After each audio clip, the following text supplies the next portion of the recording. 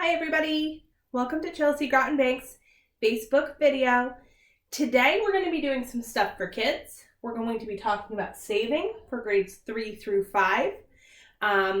Excuse me if there's any technical glitches. We're trying to work with a ton of technology here from home. So if my dog walks through, I guess that's how it is. Or my kids walk in. This is how we're working today. So we're going to be talking about saving for grades 3 through 5. And for you guys, saving is really the place to go, savings accounts. You can't have a checking account until you're 13 with Chelsea Groton. And that's really for your safety and to let you grow up. But the difference between a savings account is savings accounts are exactly what they say they are. They're for saving. And a checking account is for everyday expenses. Things like going to the grocery store or buying a new pair of shoes. Okay. So, as you're starting out in your banking journey, we are here to help. My name is Miria Gray. I am the Community Education Officer for Chelsea Groton Bank. And we're going to be talking you through some scenarios for students in grades 3 through 5 this week. All right, so what is a savings account? We talked a little bit about how it is for saving versus a checking account, which is for your everyday expenses. But really, when you open a savings account, you can put money in, you can make a deposit, or you can take money out, you can make a withdrawal. But withdrawals should only be made when you really need the money because, as the name of this account suggests, this is for saving for things. The bank keeps your money safe and then pays you interest. So why does the bank pay you? When you have a savings account, you're lending money to the bank. We keep the money and we lend it to other people.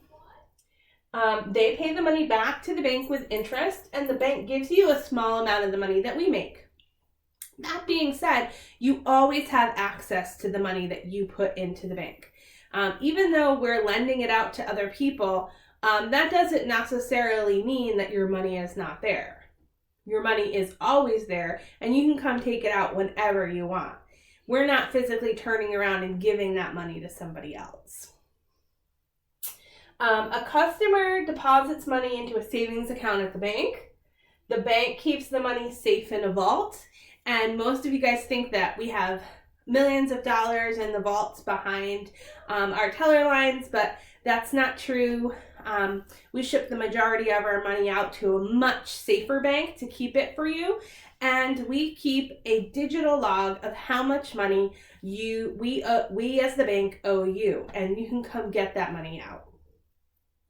The bank loans money to other people who pay interest, and that interest goes back to customers saving their money at the bank. All right, so risk is something that we think about all of the time at the bank. Lots of the things that we do have some big risk to them. Like if we lent your money to somebody and they decided not to pay back the loan, we still owe you your money. So that's risky. So we do lots of things to make sure that that risk is a much lower risk. So risk is the possibility that something bad might happen. So say you're keeping your money at home underneath your bed. The risk to that might be that a sibling might come and borrow it from you, or somebody could come and steal that money, right? So we're going to pick one of these scenarios below, and you don't have to do anything on a separate sheet of paper unless you want to, but we're going to talk through one of these scenarios. Someone just gave you an elephant as a gift. A friend comes over to help you build a treehouse, or you decide to bake a 5-layer chocolate cake. If you look at these things, the risk is pretty high, right? If somebody gave you an elephant as a gift, but the risk is pretty low for a 5-layer chocolate cake. So let's talk about all the risky things that might happen if somebody gave us an elephant as a gift. So what are some things that might happen? I know that my house is pretty small, so maybe I would have to build a structure outside, and that would be pretty expensive. He'd probably also tear up our lawn because elephants aren't really meant to be in a backyard of somebody's house. And so that would be expensive to fix it after he did that. The other thing that might be expensive and a little bit risky is feeding the elephant. I know how much it costs to feed the animals that I have. So adding another expense to feeding an elephant, which would eat way more food than my dog and cat do, then that would be a pretty risky. And the other thing would be the vet bills. I'm assuming that the vet would be pretty expensive for an elephant. So those are some things that we would have to think through if somebody gave us an elephant as a gift. If you have any more ideas about things that might be risky for having an elephant, somebody give you an elephant as a gift, please feel free to comment below. We'd love to see them. You guys are so creative. All right, and emergencies. So the reason that we think about risk is so that we know what we need to plan for in case of an emergency.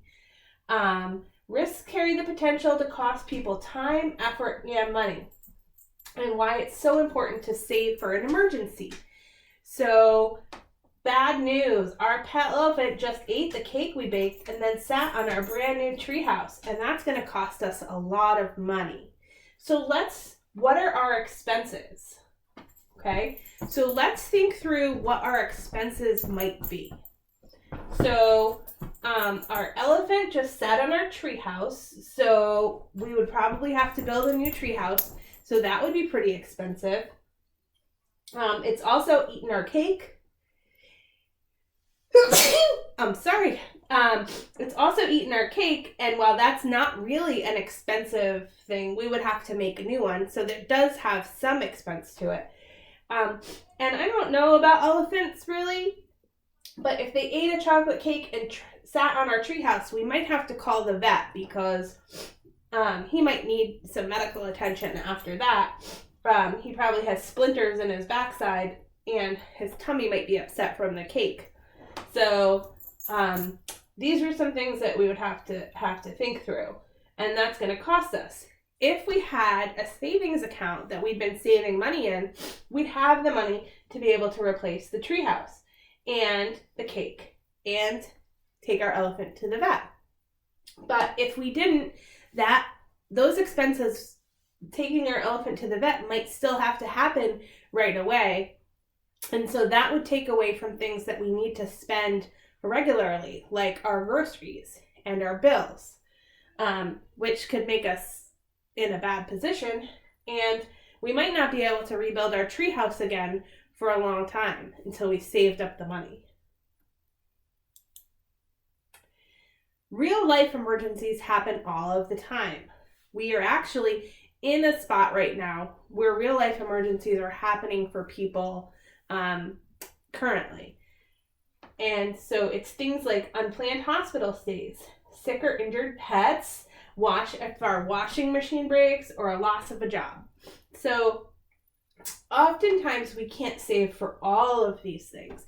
And even if we did lose our job, we might not be able to save up enough money to pay all of our expenses until we find a new one. But we might be able to save up enough money to pay some of our expenses until we find a new job, which would help alleviate some of the stress of finding a new job if we knew that some of our expenses would be able to be paid for a little time. A washing machine breaks, we might be able to pay for all of that out of our savings account. Sick or injured pet, we could probably pay for all of that out of a savings account. Unplanned hospital stays can be pretty expensive, and like we're saying, they're unplanned, but if you think through the risks, you might be thinking that maybe at some point you might need to go to the hospital. I think through it all the time. I have 2 boys. They are doing things that boys do, and so there's always a chance that we could be at the hospital at some point. So thinking through those things are very important. Do you guys have any questions? feel free to comment below, and we're happy to answer them for you. We'd love to hear from you. Have a great day, and we hope we'll see you again this week when we talk about a different topic.